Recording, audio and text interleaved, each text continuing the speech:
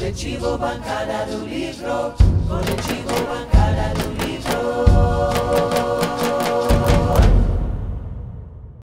Olá, estamos aqui com mais um vídeo do nosso Coletivo Bancada do Livro, sempre aqui com o Serginho, também com o Cipriano. Lembrando que nós intitulamos aqui os nossos vídeos de debate público, né? Eu sou o professor Isaldir, sejam todos bem-vindos aqui no nosso vídeo. Agradecemos aqui muito a participação e também as pessoas que possam compartilhar, que possam curtir nosso trabalho.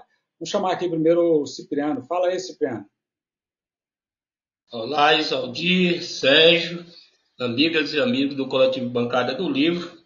Aqui mais uma vez com pura gratidão pela oportunidade para debater a realidade do cotidiano em que vivemos e dar a contribuição para melhorar o lugar em que pisamos. Fala aí, Serginho. Isaldir, Cipriano, você sabe, toda semana eu conto uma historinha no começo. Hoje ela é muito rápida. A eleição da França entre primeiro e segundo turno dá diferença de 4 dias e meio. Acredite se quiser. Se nós não começarmos a buscar informações boas, nós vamos ficar malucos.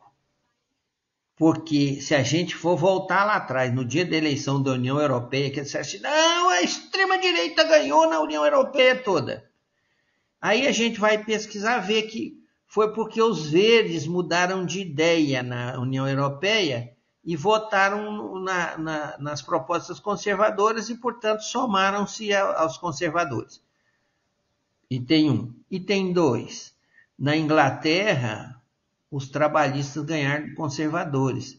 E na França, em 4 dias, os caras foram capazes de ganhar uma eleição que tinha perdido o primeiro turno. Vocês realmente, que estudam política, acreditam nisso? Tenham santa paciência. Não é fácil, não. É muita conversa, né? Se na França, em 4 dias, conseguiram modificar a situação, né? De duas, ou a situação era outra, né? Ou realmente o pessoal lá é muito bom de conversa e resolve muito rápido, né? É uma situação também que a gente precisa, como você acabou de colocar, estudar e aprender sempre. Pois bem, hoje a nossa proposta aqui, para esse vídeo, é discutir como a dívida dos estados afeta os serviços públicos.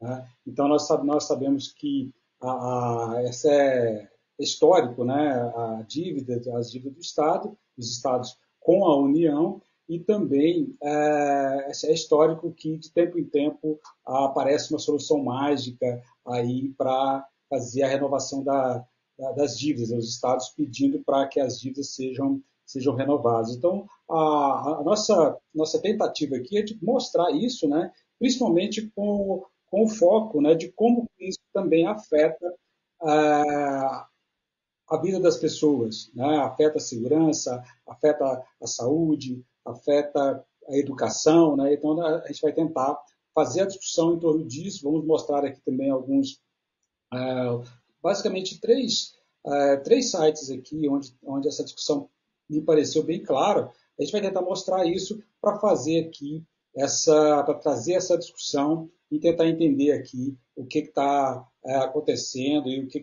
pode eventualmente acontecer. Bom, para começar, que é o do Nexo, né, que ele faz essa questão aqui, as finanças dos estados à beira de mais uma negociação. E aqui ele aproveita, né, a plataforma aqui, o site aproveita para mostrar algumas realidades aqui dessa questão da dívida. Aqui está mostrando aqui a composição da receita corrente dos estados brasileiros, aquilo que os estados arrecadam, né?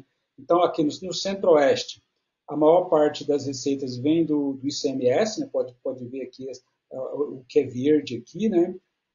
E outra parte que também é significativa são as transferências. As transferências aqui é o que recebe da União. No Nordeste, aí já é a maior parte das receitas é de transferência, daquilo que recebe da União. No Norte também ainda é mais forte ainda, né? O que está em azul são as receitas que os estados recebem da União. No Sudeste já é um pouco diferente, né? as receitas aqui vindas, principalmente do ICMS, né, já é maior do que as transferências que vêm da União. Isso acontece também com os estados do Sul, né? O que eles arrecadam de ICMS é maior do que eles recebem de transferência da União. Mas então, são aquilo que os estados têm, aqui não está dizendo se isso é dívida ou não, só mostrando como é que esse montante, né, das receitas são arrecadados. E aqui também, ainda em 2022, a relação das despesas, né, dos estados, para onde consome mais despesa. Então, você tem aqui o Rio Grande do Sul, né, maior despesa para a Previdência, um pouco aqui para a educação, um pouco para a saúde, mas no Rio Grande do Norte também a Previdência consome grande parte desses recursos. Por fim, a gente vai vendo aqui como é que isso funciona. Aqui agora, estou mostrando aqui também a situação da dívida desses estados. Lembrando aqui que o limite que a legislação estabelece para a dívida é de 200% dessa receita, né?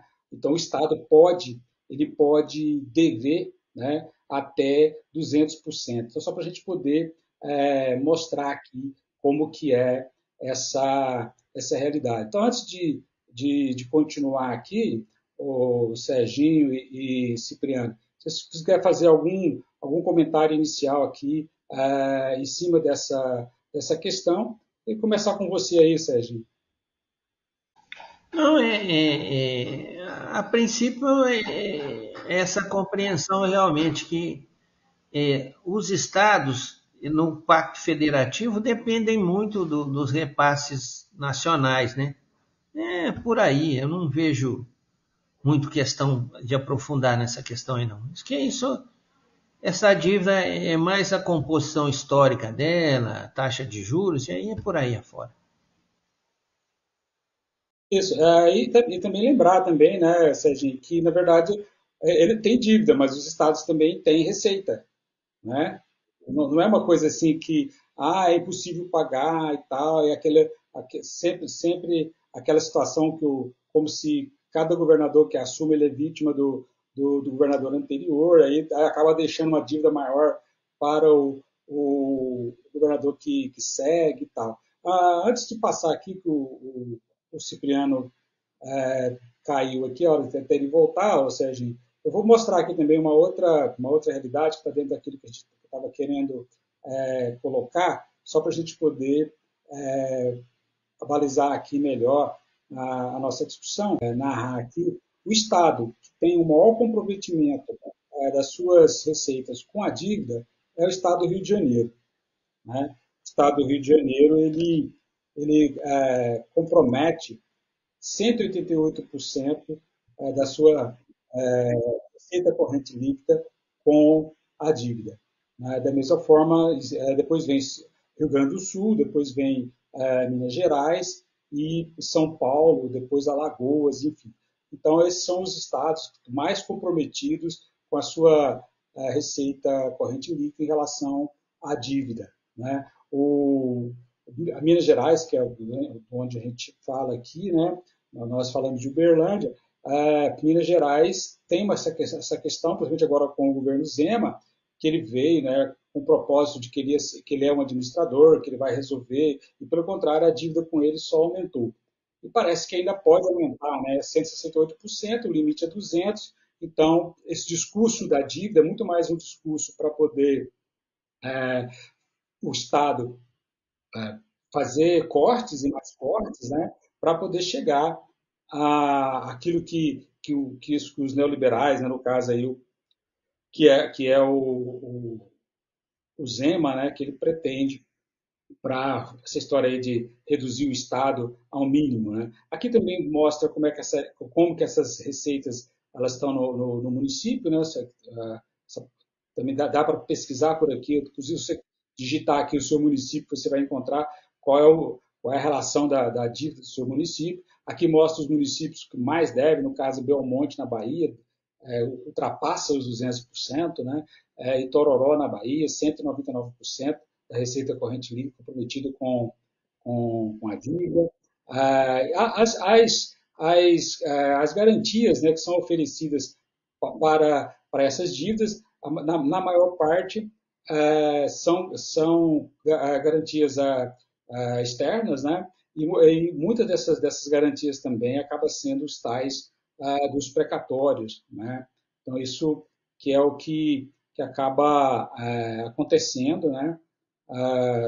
Para que os estados possam cada vez mais se endividar. Está mostrando aqui, ó, os precatórios aqui, como que eles funcionam para dar garantia à dívida. Rio Grande do Norte, 36%, Tocantins, 28%, e por aí vai. Então, essa aqui é só esse levantamento aqui, só para a gente mostrar alguns dados, para que nós possamos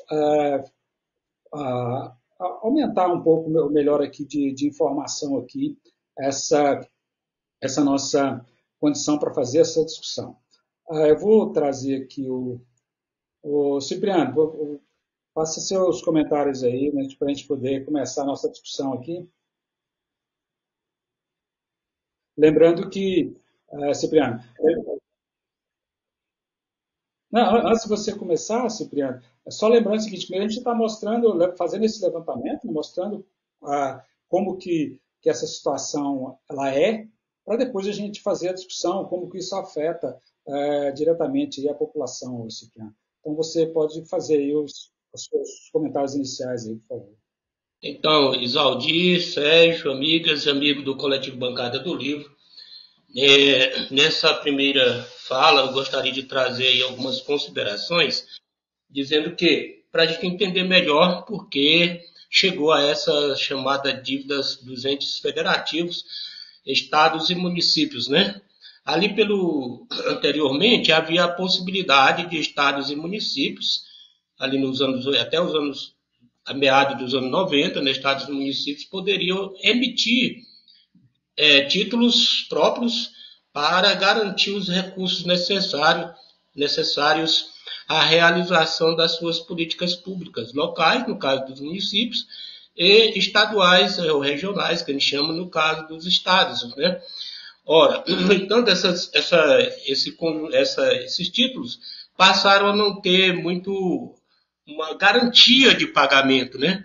E os credores, né, começaram a sentir a necessidade de ter um substituto e, de acordo com a disposição do Pacto Federativo, a União assume, né, a responsabilidade pelas dívidas de estados e municípios e ali aprova-se uma legislação proibindo estados e municípios a emitir títulos a partir de então. E desde aí contrair ainda dívida com garantias, são dois tipos de contração de dívidas, a dívida sem garantia diretamente com os credores, e a dívida com garantia da União. Então aí passa aí. E esse pagamento, que nós vamos tratar aqui um pouquinho hoje, né? Ele tem algumas regras, né? E como nós sabemos aí no mercado de créditos a pagar, da vida normal das pessoas, eu, você, ou qualquer cidadão, o cidadão que está aí na rua, sabe que à medida que se tem uma dívida, e os juros que são embutidos no pagamento dessa dívida, vai só crescendo o bolo, né? Vai aumentando cada dia mais essa dívida. E de forma que hoje nós temos aí, os dados trazem aí, né, Isaldir, mais de 1 trilhão de dívidas de estados e municípios, né, sendo que a maior parte dessa é com a União, quase 700 bilhões de dívida de estados e municípios com a União, sendo os estados os maiores devedores. E aí é o que nós vamos tratar, só para a gente ter uma noção do que nós estamos falando aqui hoje. Quando não é, pelo que se fala, o trato das ações públicas, não é nada demais que estados, municípios e a própria União tenham dívidas para poder cumprir aí as suas obrigações de políticas públicas, né? Mas então, como é que isso vai vinculando de tal forma os municípios que o seu orçamento passa a ser grande parte, né, para o cumprimento dos encargos, principalmente, né, que são atribuídos ao pagamento dessa dívida pública aí, que hoje os dois critérios, né, é a inflação, mas um determinado até 4%, acima da inflação de juros, ou a aplicação da Selic, qual que é o melhor para a correção desse bolo que cresceu tanto.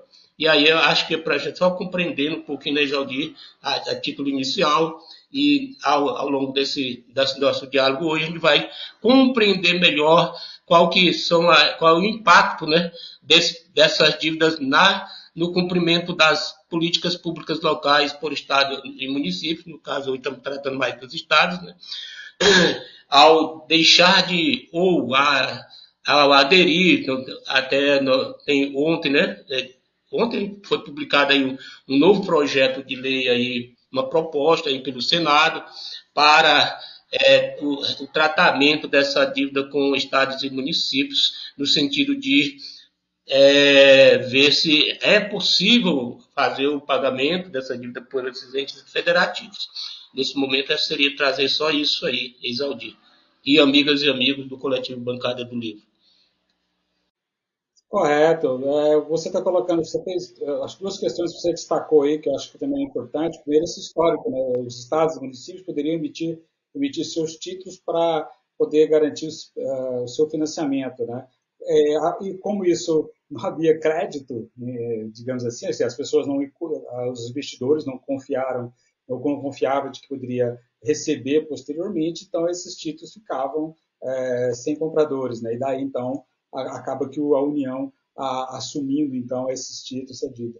Isso também me fez lembrar agora, acho que foi na Olimpíada, que na cidade do Rio de Janeiro também se veio com essa, né, de que emitir títulos para poder financiar os investimentos que precisariam ser feitos à época da Olimpíada, né, que também acabou não prosperando dessa forma. Então, Sérgio, nós estamos tentando mostrar essa situação, né, da dívida, que ela existe, e aqui me veio na mente aqui também, Sérgio, aquela atribuído lá ao Defineto, né, dívida não se paga, né, administra-se.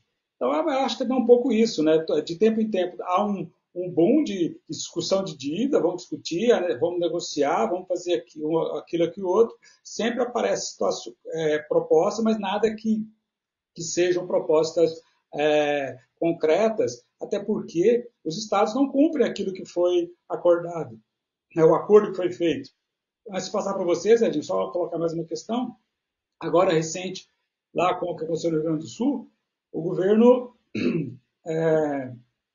suspendeu a dívida por 3 anos. Porque o engraçadinho do governador queria o quê? Queria o perdão da dívida. E o Estado do Rio Grande do Sul, em termos proporcionais, é o que mais deve no Brasil. Só proporcionalmente só não deve mais do que o Rio de Janeiro. Certo? Pois bem, eu vou fazer algumas puxadas aqui para a gente chegar até onde que eu penso.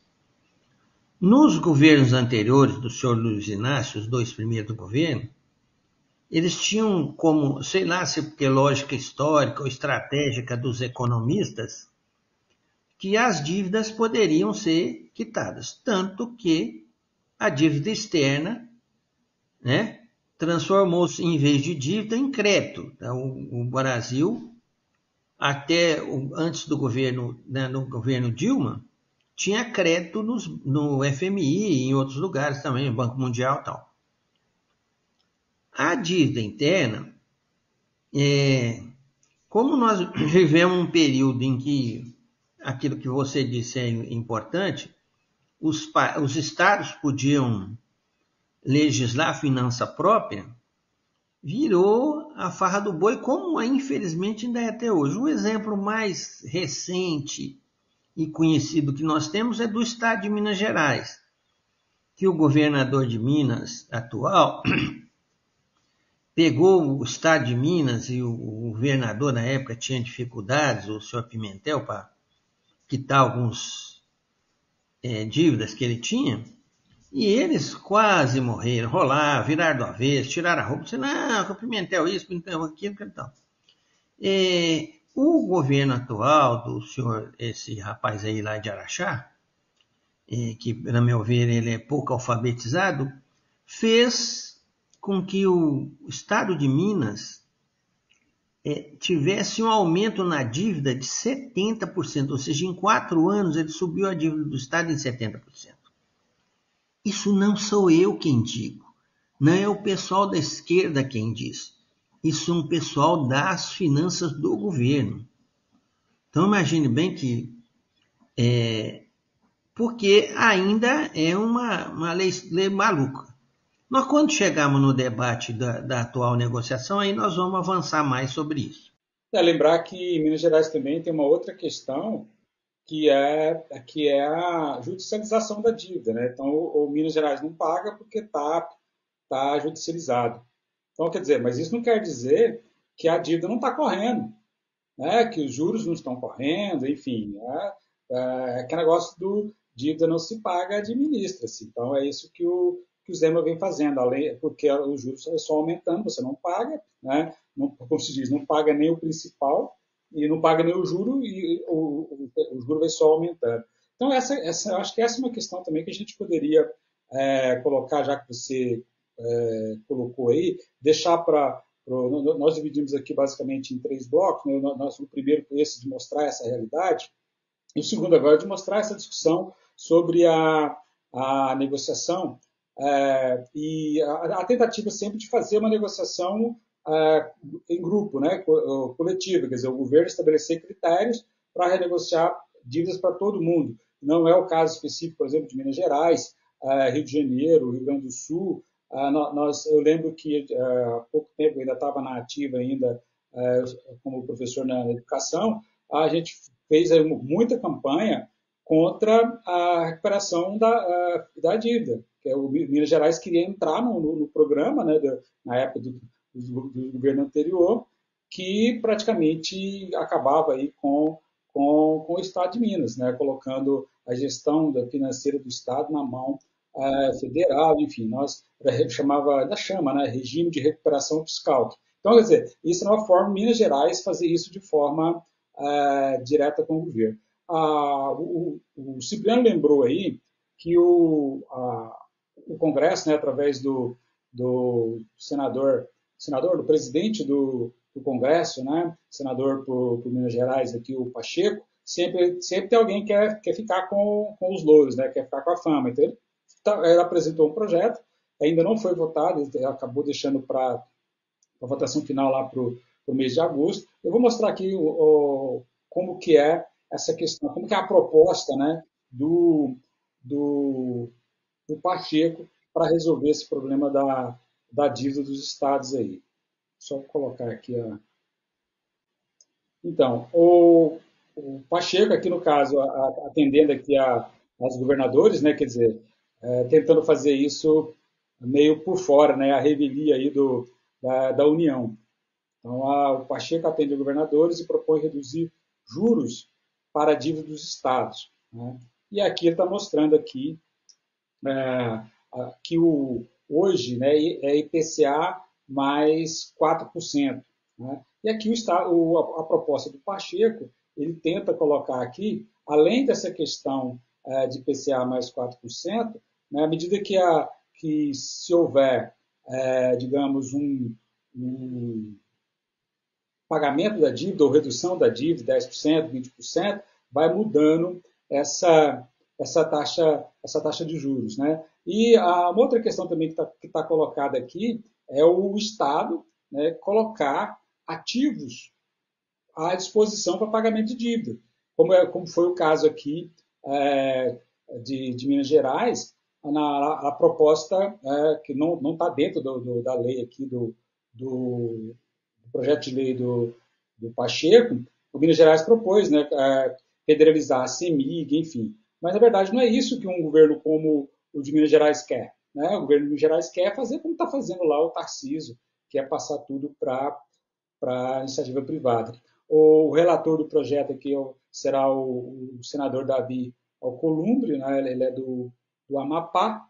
Né? E aí essa questão, só que aí tem uma dificuldade, né, para poder fazer isso acontecer, que é a capacidade da União em arcar com isso. Porque se o Estado deixa de pagar, ou vai pagar juros menores, isso quer dizer que a dívida vai custar mais para quem? Para a União. Por quê? Eles devem para a União. Então, na verdade, são soluções, né? Assim, entendo como soluções assim pela metade, Cipriano. Então, Isaldi, Sérgio, amigas e amigos do Coletivo Bancada do Livro, aqui a gente vem do processo, né, de várias tentativas de adequar ou equacionar essa relação, né, dos entes públicos dentro do Pacto Federativo com a dívida contraída por cada um deles, né, municípios e estados. Tiveram os vários refis. E também, vem também, por outro lado, somando-se a isso, os projetos também de aumentar a arrecadação, como os planos de recuperação fiscal. Agora, temos esse último agora aí o plano aí do governo Lula com o Haddad, né? E ali tem a formação de um fundo, né? Para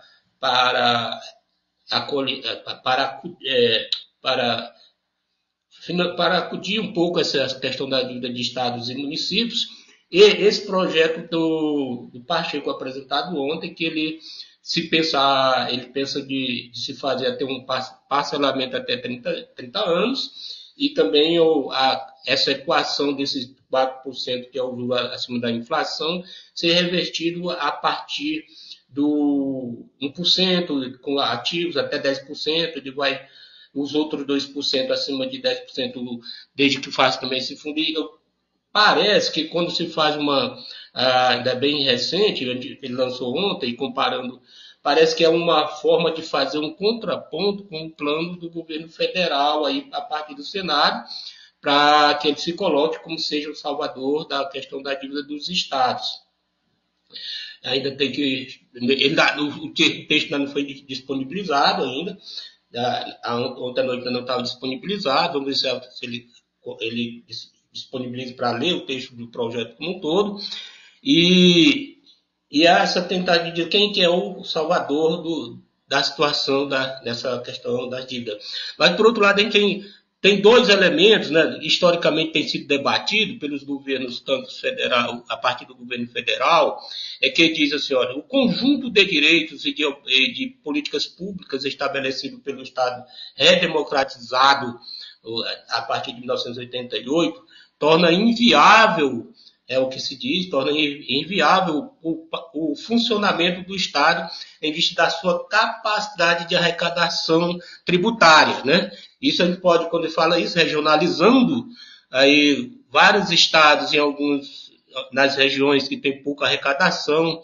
Então, como cumprir essas obrigações, né? Essas obrigações políticas com saúde, educação, infraestrutura e tudo que segurança e tudo que é necessário para a organização de satisfação dos direitos coletivos dos cidadãos aí sob a responsabilidade de cada estado brasileiro.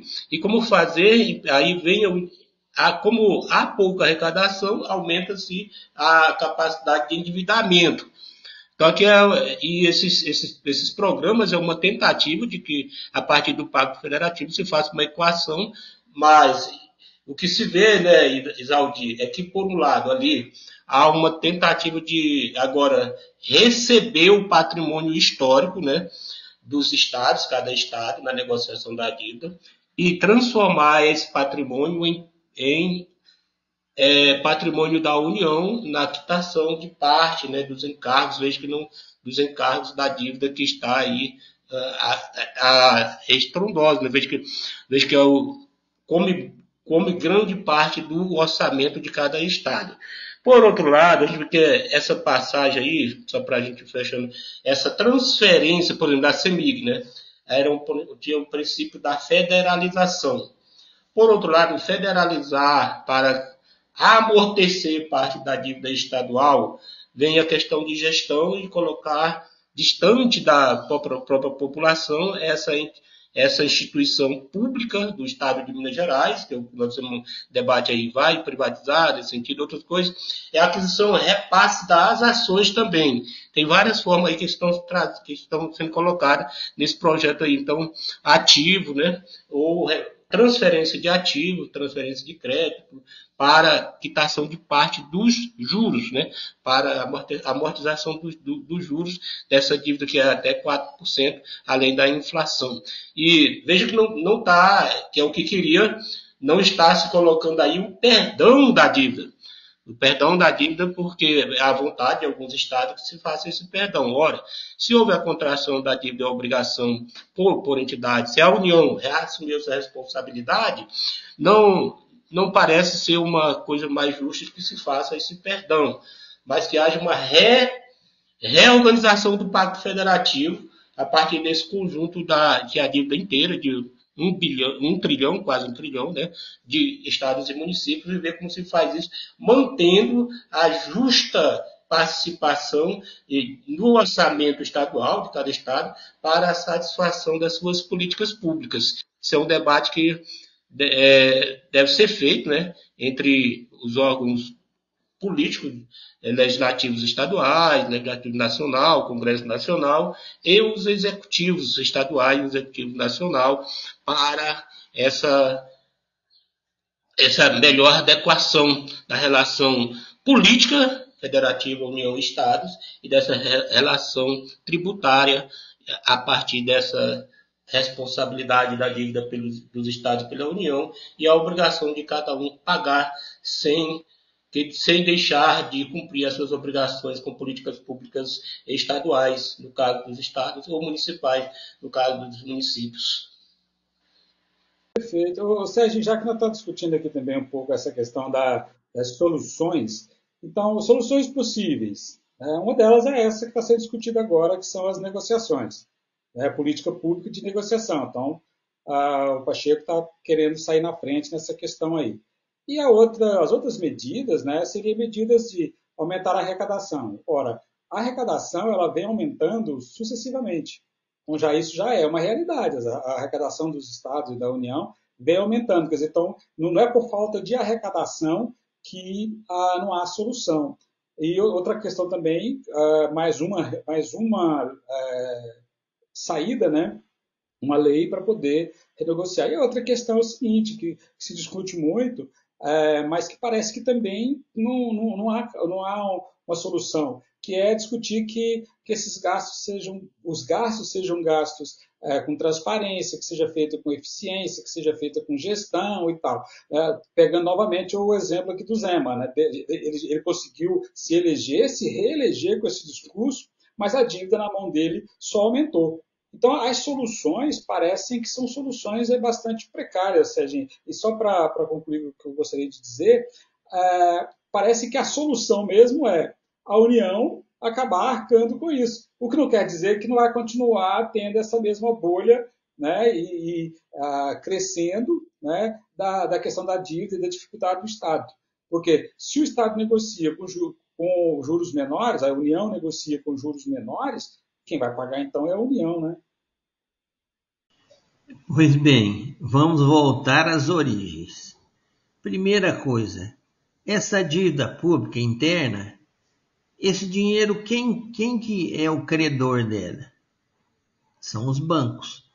Aí a gente, se a pessoa for um pouquinho calma e sensata, ela vai entender que por isso é que se mexe pouco com os bancos. E em anos aí, quando todo mundo estava com faturamento baixo, os bancos davam lucro, porque os bancos são fiel depositário da dívida pública. Essa é a primeira coisa. Segundo, você mexeu numa ferida dolorida, que é, ao negociar as dívidas dos estados, você teria coragem, em sã consciência, de negociar, Cipriano, a dívida com o governo de Minas e deixar na mão desse insano, a gestão de um recurso do Estado por mais 2 anos com folga? Eu não teria. Tenho certeza, pelo que eu conheço a nossa amizade, eu tenho certeza que você também não. Então, olha que o problema é de uma gravidade grande. Isaldi, você apontou, infelizmente, para uma coisa complicada. Na verdade, essa negociação que está sendo feita, e aí eu vou dar braço a torcer com esse Haddad, porque eu sempre fui meio reticente com ele, mas vi que ele tem feito, a equipe dele tem feito um esforço muito grande, que é o quê? Transformar parte da dívida dos estados em ações, do tipo ações no sentido da educação, entendeu? Então aí tem vários e vários discursos, educação de tempo integral, zerar a creche de 0, né, a 3 anos, que só teoricamente gerou de 4 a 5. Então, observei que tem N minúcias, mas que, Isaldi, você pegou na ferida. A dívida que está na mão dos estados vai ser abraçada pelo governo federal, ainda que, imagine bem, você tem empresas nos estados que são rentáveis. Mas imagine aquelas empresas do Rio de Janeiro. O governo receber aquelas, que lá é baba do boi. Ou no caso de São Paulo, que é aquele cidadão de péssima qualidade, governador lá, querendo dar a Light, por exemplo, as empresas, eu não sei se é da energia ou de água, que é uma confusão danada. Então, assim, observe bem que não é tão simples. Agora, a iniciativa é uma iniciativa interessante. Agora, dar na mão desses governadores insanos é loucura, sinceramente. Bem lembrado. Aí o governador de São Paulo entregou agora foi a Sabesp, né, que é de água e esgoto. E curioso que eles entregaram a Sabesp para uma empresa que não tem nada a ver com saneamento e que não consegue oferecer ela de energia, né, equatorial, que não consegue oferecer energia com qualidade e adequadamente, e agora entrega a água para eles, né? Então um pouco isso que eles querem mesmo, ao invés de negociar com a União e federalizar, entregar para a iniciativa privada, qualquer iniciativa privada, como que é o que aconteceu lá. Agora, para a gente poder fazer aqui nosso último bloco aqui, que é uma coisa também que é a nossa preocupação, né? Todos nós aqui fomos servidores públicos, e sempre quando tem se fala em solução, né, fala em fazer gestão, cortar gastos e tal. E aí, uma coisa que o Estado, ou que os prefeitos também, a União também consegue de cortar gastos, é cortar naquilo onde afeta mais as pessoas, né? Que é cortar gasto na saúde, que é cortar gasto na segurança, que é cortar gasto na infraestrutura, porque isso é fácil afetar. Por exemplo, nós tivemos agora, e ainda estamos ainda numa disputa aqui em Minas Gerais com o governo em relação ao reajuste do salário dos servidores. Agora eles estão aqui em Minas já aprovando uma legislação para poder retirar mais ainda dos servidores parte da previdenciária, não a previdência, mas a de saúde, né? A parte de saúde do Instituto aqui, que é o IPSENG, eles eles vão conseguir fazer isso, né? Eles vão aumentar os descontos. Então, quer dizer, esse ajuste eles conseguem fazer, né? Que é em cima da população. E quando se cobra transparência, quando se cobra aonde foi parar o dinheiro que arrecadou, no caso de Minas Gerais, não paga a dívida, porque está judicializada. Então, onde está o dinheiro? E aí eles ficam bravos, porque eles são eficientes, né? Gestão e tal, tem um nome bonito lá para designar a legislação, a administração que eles estão fazendo, enfim. Mas o que eu queria discutir agora é mostrar isso, como que essa cada vez mais o aumento da dívida, né? E ele vem acontecendo, nós mostramos aqui, em Minas Gerais, a receita corrente líquida, 168% está comprometido com a dívida, né? E como é que fica, então, as questões de infraestrutura, de saúde e de segurança? porque é nesses lugares que eles têm condições de cortar, e é onde eles vão cortar, né? Que é a forma que, historicamente, a gente tem visto aí, ô Cipriano. Então, Isaldi, Sérgio, amigas, amigos do Coletivo Bancada do Livro, a gente considerar aqui que, historicamente, na formação do Estado a partir do sistema capitalista, né, tem que essas três coisas: educação, tem a quarta, né? Educação, segurança, saúde e assistência social tem sido preservado como condições das políticas públicas do Estado, ainda que essa vertente que considera um Estado mínimo, né? Ora, isso aí são garantias mínimas para a população e que é considerada essencial e necessário ser mantida ainda que na estrutura do Estado capitalista pela versão do Estado mínimo. Mínimo para a população e grande para a concentração da riqueza, né? Por outro lado, o que a gente tem que perceber é que o governo federal atual, com essa política do Ministério da Economia, vem trazendo a possibilidade de fazer um pacto federativo de conversão das dívidas de cada estado, cada município, em realização de políticas públicas, com infraestrutura, educação, saúde, segurança e assim vai, né? Novos projetos de construção de moradia, habitação, que parece uma coisa razoável de retomada, né, de realização de direitos para a população. E também em vista da situação que se vive. Basta olhar, essa semana passada teve aí um levantamento, né, da questão da segurança pública no Estado, que é alarmante, né, a situação que se vive, os estados aí sem poder dar a resposta, né, e que aí se vem com a política de apresentar mais polícia menos políticas públicas de contenção do aumento da violência, né? Então é um projeto que está sendo colocado aí pelo Haddad, é um projeto razoável que faz transformação de parte desse percentual de encargos das dívidas de cada estado em políticas públicas. Aí seria uma contrapartida. E por que isso é interessante pensar agora, né, Isaldi e Sérgio? É que os municípios, Estado e União estão, nesse momento, realizando a votação da Lei de Diretrizes Orçamentárias, que vai estabelecer o que será realizado no ano que vem, inclusive na Lei Orçamentária Anual.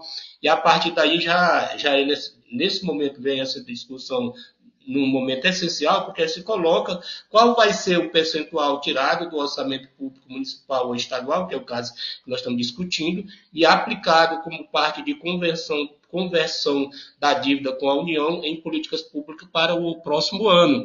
Então, eu queria deixar essa consideração da importância desse debate que está sendo feito agora, para que já o orçamento de cada estado coloque aí na rubrica do seu orçamento, da sua lei de diretriz orçamentária, e apontando para a inserção do orçamento anual do ano que vem, essa conversão de partes como está sendo feito. Esse projeto vem aí também já num contraponto, parece um pouquinho se contrapondo ao que está sendo posto pelo o projeto do Ministério da Fazenda. E e só para considerar, né, Sérgio, houve a farra dos gastos, a contração de dívida, aí os estados querem o perdão, né? Querem o perdão dessa dívida. Fica muito fácil, né? Ter composto essa dívida, contraído, não cumprindo as obrigações. Sempre que há alguma calamidade pública, a União socorre. A União é chamada, nesse pacto federativo, para ser o garantidor tanto das políticas públicas em situações extraordinárias da vida comum dos estados, como também nessa garantia, né, de a contração de crédito por estados e municípios. E vejam que os favorecidos são sempre aqueles que concentram, como se diz, a maior parte da riqueza nacional e pouco produzem de políticas públicas. Então, acho que era isso que eu queria deixar nesse momento e trazer para a nossa reflexão, que é positivo, né? A transformação de parte da dívida pública da dívida contraída por estados e com a União em transformação de políticas públicas regionais e estaduais.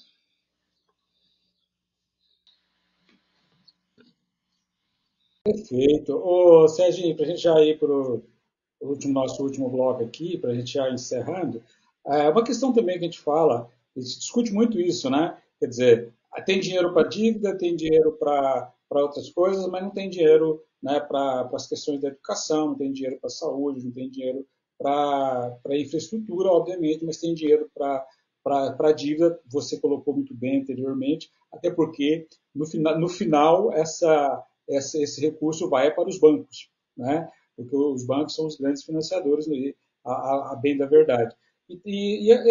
Claro, a gente faz esse discurso, né? Que é criticar o governo, ou os governos estaduais, até mesmo o governo federal, que a dívida também do governo federal também ela é enorme. Então, tem dinheiro para isso, mas não tem dinheiro para poder investir em melhores condições para a população de uma forma geral. Então, mas ao mesmo tempo parece que esse discurso serve para eles também se defenderem. Nós não fazemos melhor ou mais porque a dívida não deixa. E aí a culpa é sempre do governo anterior, né, em que pese governos aí ou grupos, né, que estão no governo aí há 20, 30 anos, mas sempre colocando a culpa no governo anterior. Então, eu gostaria que você também falasse um pouco sobre essa questão, né, Serginho? Há o discurso, né, nós que defendemos causas mais justas, ou causas justas, e há o discurso deles também, né? Ou seja, nós não fazemos isso por causa da dívida. Né? Não sei o que você vê sobre essa questão para a gente encerrar, Serginho. Bom, primeira coisa, nós estamos dentro do estado de Minas Gerais. Então, o exemplo de Minas serve para o país inteiro. O governo do senhor Zema subiu a dívida do estado em 70%. Ou seja, é uma média de 15% ao ano. Qualquer banco faz festa com a dívida de Minas Gerais. Tanto que a melhor negociação de receber as contas do funcionalismo público foi feita em Minas Gerais com esse banco laranja aí, da cor laranja. Entendeu? Eles foi pegando as contas dos funcionários, isenta A, isenta B, baixa taxa de juros, fizeram a festa. Por quê? Porque um negócio maravilhoso é os títulos da dívida de Minas, os precatórios. Paga mais do que qualquer coisa, qualquer aplicação. Então, é preciso entender isso. Segundo, nada nos garante que ao renegociar a dívida do Estado, e eu vou de novo, o Estado de Minas Gerais serve para os outros todos, que vai melhorar. É só vocês observarem o que está acontecendo no Rio Grande do Sul. Eles estão fazendo coisa de igual ou pior calote. Não tem como. O governador lá é um maluco. É só vocês observarem. Às vezes, tá fazendo as matérias de jornal e televisão, eles mostram determinados coisas. Não, que o governo está fazendo isso, aquilo. Agora não, já renegociou tantas casas. Casa no mesmo lugar. O que vai acontecer o ano que vem? Cipriano, o que vai acontecer? Vai parar de chover lá no sul? Então, assim, observe bem que não tem, assim não adianta. Porque você vai renegociar a dívida e daqui a 5, 6, 7 anos vai estar do mesmo tamanho. Porque não há critério. Isso é a primeira coisa. É claro que eu tinha que legislar em causa própria, né, Cipriano? Não pode, com um governo que diz que dos trabalhadores, deixar o que está sendo feito em Minas Gerais. O que está se fazendo em Minas Gerais? O governo quer, é o único caso histórico de que o funcionário vai receber aumento de 3,62 e pagar 8%, ou seja, o saldo do funcionário vai ser negativo. Isso não existe, isso é insano, isso é loucura. Então, não sou eu que invento esses números existem. E o pessoal que assiste a gente sabe disso, ou seja, como negociar se o governo está fazendo uma loucura? Não tem como. Vai melhorar? Não. Não vai melhorar. Então, assim, aí diz eu poderia mergulhar mais assim, nas coisas da educação de Minas, do que está acontecendo no micro e no macro, mas não vai adiantar, porque o governo não vai conseguir, o governo de Minas, com esse tipo de governo aí, não vai conseguir fazer as coisas. Ele não tem estrutura técnica e administrativa para fazer as coisas. Não tem como. Correto, concordo plenamente com você, né? A questão e acho que nós, de certa forma, nós chegamos a essa conclusão aqui, né? É necessário fazer alguma coisa, né? Para poder ter condições, né? Inclusive de investir mesmo em saúde, educação e segurança. A proposta que o governo federal tem, né, de compensar aquilo que for que os estados receber de benefício na negociação, investir, né, em educação, como você mesmo colocou aí, Sérgio. Acho que essa é uma das soluções que eu vejo um pouco mais plausível, né? Porque o que os governadores querem mesmo é não pagar, que é o que tem feito em Minas Gerais. Judicializou para não pagar a dívida, né? E não vem pagando já há algum tempo. Pois bem, eu acho que nós conseguimos aqui fazer essa discussão e apresentar algumas questões aqui que são importantes nessa questão das dívidas do Estado e acompanhar também, né, o que vai acontecer aí com esse processo aí de renegociação, talvez até depois fazer um outro programa depois que essa lei for aprovada e tiver alguma mudança aí nesse quadro, né, que possa realmente os estados ter condições de investir, né, e melhorar a vida das pessoas. Uma coisa é eu ser contra o governo Zema, né, mas eu não posso ser contra a população, não posso ser contra o interesse dos trabalhadores, né?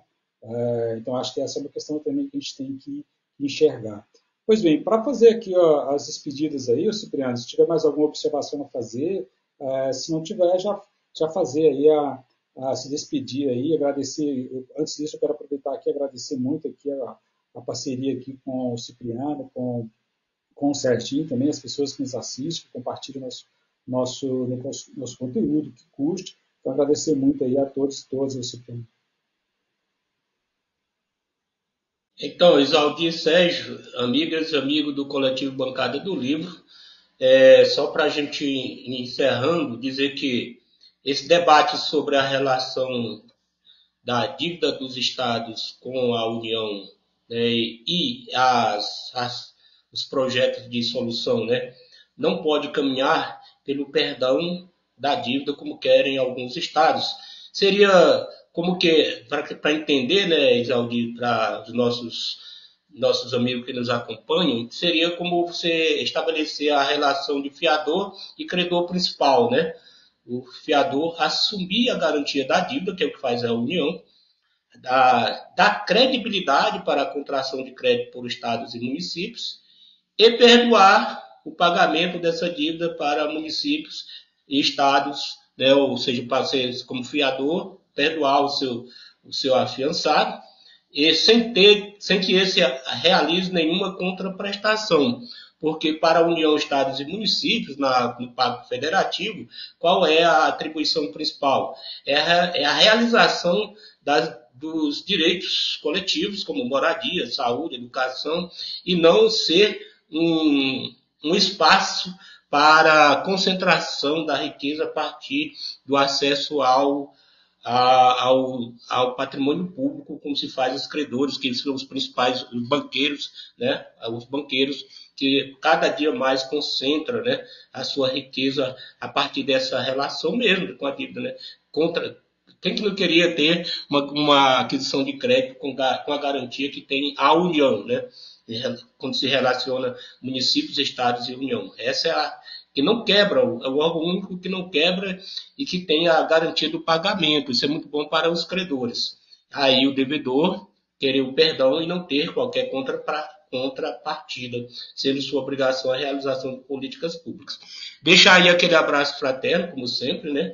A necessidade de nós continuarmos aí construindo solidariedade humana, né? E a esperança de que nessa relação de retomada do orçamento público que é destinado pela União para a garantia de dívidas, seja transformados em políticas públicas para a satisfação dos interesses coletivos. Ótimo. Ô, Serginho, suas considerações finais aí, despedidas.